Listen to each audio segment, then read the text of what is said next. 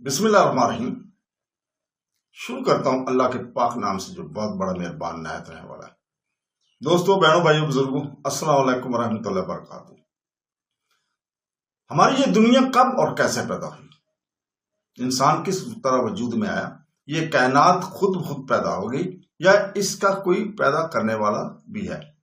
یہ دنیا ہمیشہ قائم رہے گی یا کسی دن دنیا اور اس کی ہر چیز فنا ہو کر رہ جائے گی؟ یہ ایسے سوال ہیں جو انسان کے ذہن میں پیدا ہوئے ہیں اور پیدا ہوتے رہیں گے، لیکن یہ ایک ایسا پیچیدہ مسئلہ ہے کہ عقل اور علم کی مدد سے ابھی تک حل نہیں ہو سکا ہے۔ اور حل ہو بھی کیسے سکتا ہے جبکہ یہ دنیا اس وقت بھی موجود تھی جب انسان کا وجود نہیں تھا، اور جب انسان پیدا ہوا تو وہ ہزاروں سال تک لکھنے پڑھنے کے قابل بھی نہ تھا۔ شروع میں وہ اتنا غیر مہذب تھا کہ شہر تو بڑی چیز ہے، گاؤں میں بھی رہنا نہیں جانتا تھا، نہ کھیتی باڑی کر سکتا تھا اور نہ کوئی چیز بنا سکتا تھا۔ جنگلوں میں ننگا پھرتا تھا اور مکانوں کی بجائے غاروں میں رہتا تھا، پیٹ بھرنے کے لیے جنگل کے پھل اور پتوں پر گزر بسر کیا کرتا تھا۔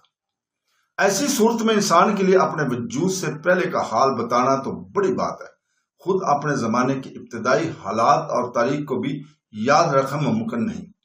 اس لیے اس دنیا کی پیدائش کے بارے میں کچھ بتانا اور ایک ایسے دور کے حالات معلوم کرنا جب بڑی نوع انسان کا اس زمین پر آغاز ہوا، ناممکن سا لگتا ہے۔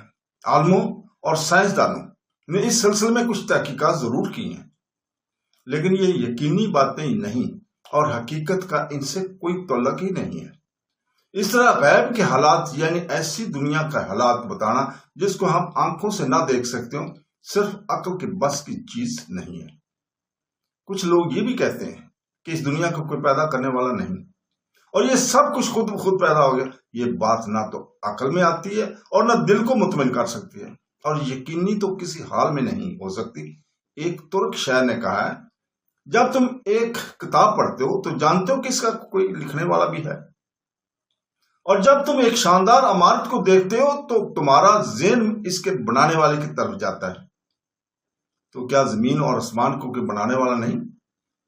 اے لوگوں، غور کرو اور جان لو کہ کائنات کا یہ وجود خود ہی اس بات کا ثبوت ہے کہ اس کا پیدا کرنے والا بھی کوئی ہے، اور وہ اللہ تعالیٰ کی ذات ہے۔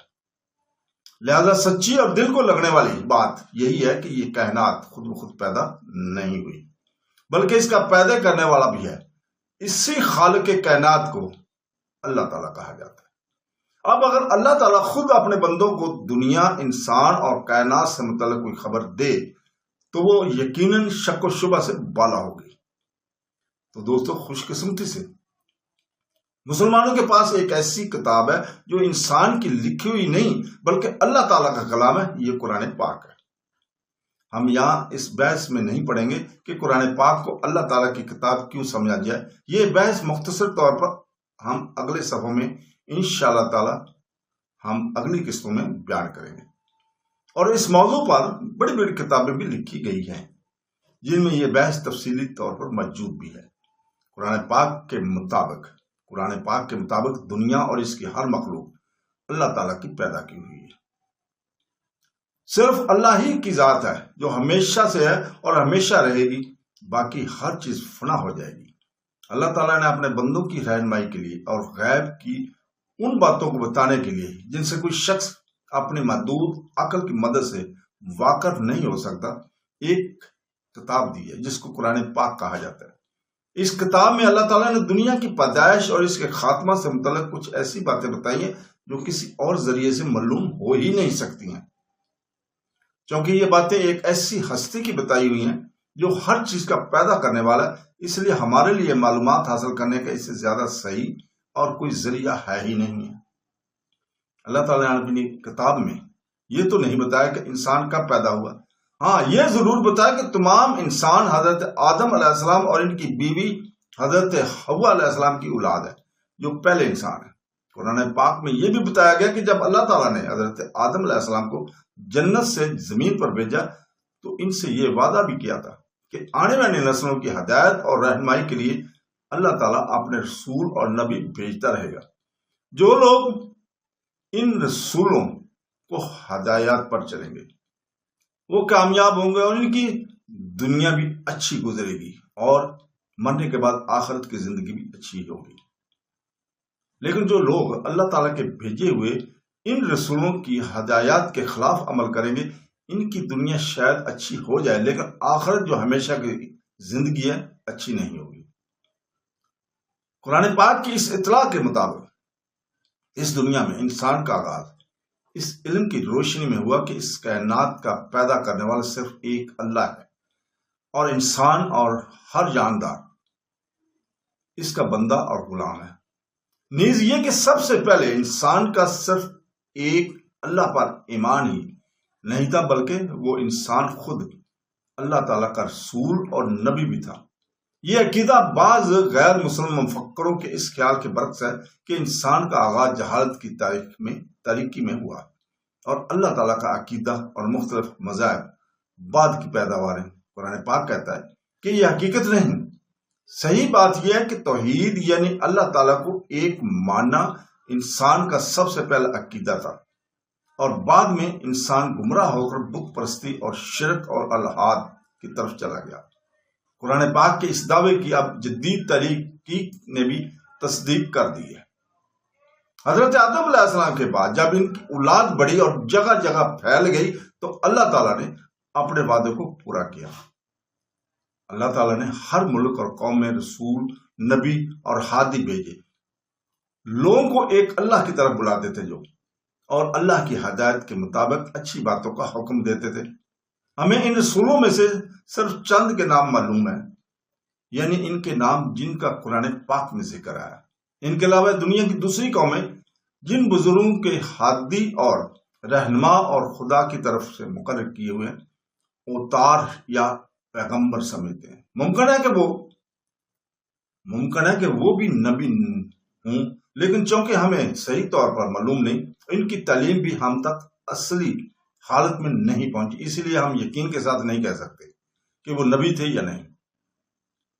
جن نبیوں کا ذکر قرآن مجید میں آیا ہے ان میں ایک حضرت ابراہیم علیہ السلام ہے۔ وہ اب سے تقریباً 4000 سال پہلے عراق کے شہر ار میں پیدا ہوئے تھے۔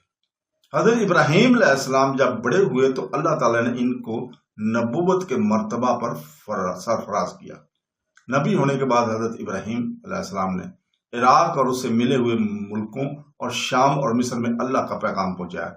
اس کے بعد وہ ملک عرب گئے جہاں انہوں نے اپنے بیٹے حضرت اسماعیل علیہ السلام کے ساتھ مل کر شہر مکہ میں اللہ تعالیٰ کی عبادت کے لیے ایک گھر بنایا جو خانہ کعبہ کہلاتا ہے، جو ہمارا قبلہ رخ ہے۔ یہ وہی خانہ کعبہ ہے جس کی طرف منہ کر کے ساری دنیا کے مسلمان نماز پڑھتے ہیں۔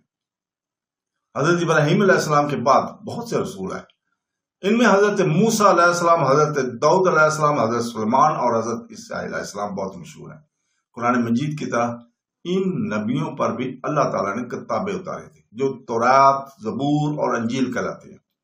تورات حضرت موسیٰ پر، زبور حضرت داؤد علیہ السلام پر اور انجیل حضرت عیسیٰ پر اتری۔ دنیا کا دستور ہے کہ کچھ لوگ سیدھے راستے پر چلتے ہیں اور اچھے کام کرتے ہیں تو کچھ لوگ غلط راستہ اختیار کر لیتے ہیں اور برے کام کرنے لگتے ہیں۔ چنانچہ ان نبیوں کی ہدایت پر تو لوگ صحیح راستہ اختیار کر لیتے تھے، لیکن ان کے بعد جیسے جیسے وقت گزرتا جاتا تھا لوگ اصل راستے سے بھٹک جاتے تھے اور اپنے نفس اور خواہش اور اغراض کو رہنما بنا لیتے تھے۔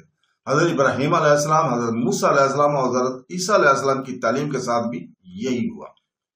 لوگوں نے ان کی بتائی ہوئی تعلیم بھلا دی، ایک اللہ تعالیٰ کی عبادت کرنے کی بجائے بتوں کی پوجا کرنے لگے اور دوسروں کو اللہ تعالیٰ کا شریک بنانے لگے۔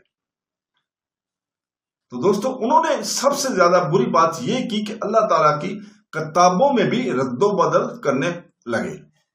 تورات اور انجیل کے ساتھ بھی یہی ہوا۔ اسی طرح یہ معلوم کرنا ممکن نہیں رہا کہ ان رسولوں کی صحیح تعلیم کیا تھی۔ ان پیغمبروں کی امتوں نے اپنے اصل مذہب یعنی اسلام کو بگاڑ کر وہ مذہب بنائے جو اس وقت مختلف ناموں سے دنیا میں پائے جاتے ہیں۔ مثلا عیسیٰ علیہ السلام نے جس مذہب کی تعلیم دی تھی وہ اسلام ہی تھا، مگر ان کے بعد ان کے پیروکاروں نے خود حضرت عیسیٰ علیہ السلام کو معبود بنا ڈالا اور ان کی دی ہوئی تعلیم کے ساتھ کچھ دوسری باتیں ملا جلا کر وہ مذہب ایجاد کر لیا جس کا نام آج عیسائیت ہے۔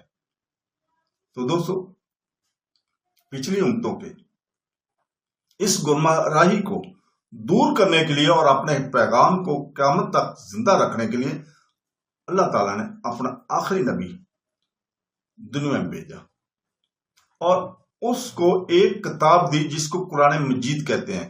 اس کتاب میں اللہ تعالیٰ نے وعدہ کیا کہ وہ قرآن مجید کی قیامت تک حفاظت کرے گا، خود اللہ تعالیٰ، اور اس میں کسی قسم کی تبدیلی نہیں ہونے دے گا، تاکہ لوگ اپنا پیدا کرنے والے کا حکم اور اس کی ہدایت ہمیشہ کے لیے صحیح صورت میں معلوم کر سکے۔ یہ ہیں آخری نبی حضور پاک محمد صلی اللہ علیہ وسلم۔ بعض لوگ غلط فہمی کی بنا پر حضرت محمد صلی اللہ علیہ وسلم کو بانی اسلام کہتے ہیں، لیکن یہ غلط ہے۔ آپ صلی اللہ علیہ وسلم اور آپ کی طرح دوسرے نبی بانی اسلام نہیں تھے، بلکہ اللہ کے رسول تھے۔ انہوں نے اپنی مرضی سے کوئی مذہب ایجاد نہیں کیا، صرف اللہ کا پیغام اس کے بندوں تک پہنچایا، اور سب کا پیغام ایک ہی تھا، یعنی اسلام۔ قرآن پاک کسی نبی کے پیغام کو رد نہیں کرتا اور نہ دوسرے مذاہب کی کتابوں کو الہامی کتاب ماننے سے انکار کرتا ہے۔ وہ صرف یہ کہتا ہے کہ پچھلے نبیوں کی تعلیم بدل ڈالی گئی ہے اور ان کی کتابوں میں اتنا رد و بدل ہو گیا ہے کہ نبیوں کی اصل تعلیم مسخ ہو گئی ہے۔ قرآن پاک ان تمام نبیوں کی اور ان کی اصل تعلیمات کی تصدیق کرتا ہے۔ آخری نبی حضرت محمد مصطفیٰ صلی اللہ علیہ وسلم، جن کے لیے ہم آئندہ رسول پاک صلی اللہ علیہ وسلم اور آن حضرت صلی اللہ علیہ وسلم کے الفاظ استعمال کریں گے۔ حضرت ابراہیم علیہ السلام کے صاحبزادے حضرت اسماعیل علیہ السلام کی نسل سے آپ نے حضرت ابراہیم، حضرت موسیٰ اور حضرت عیسیٰ علیہ السلام کی تعلیم کو پھر سے زندہ کیا۔ گمراہ لوگوں نے ان کی تعلیم میں جو غلط باتیں شامل کر دی تھی ان کو دور کیا اور اللہ تعالیٰ کا پیغام اپنی صحیح اور اصلی صورت میں دنیا کے سامنے پیش کیا۔ تو دوستو، اس کے ساتھ ہم اجازت چاہتے ہیں۔ اگلی قسط انشاءاللہ تعالیٰ 2 نمبر میں ہم ظہور اسلام سے پہلے کو بیان کریں گے، یعنی اس وقت سے پہلے جب آخری نبی رسول پاک صلی اللہ علیہ وسلم کو نبوت ملی، اس سے پہلے۔ تو دوستو، ہم اجازت چاہتے ہیں۔ اللہ حافظ۔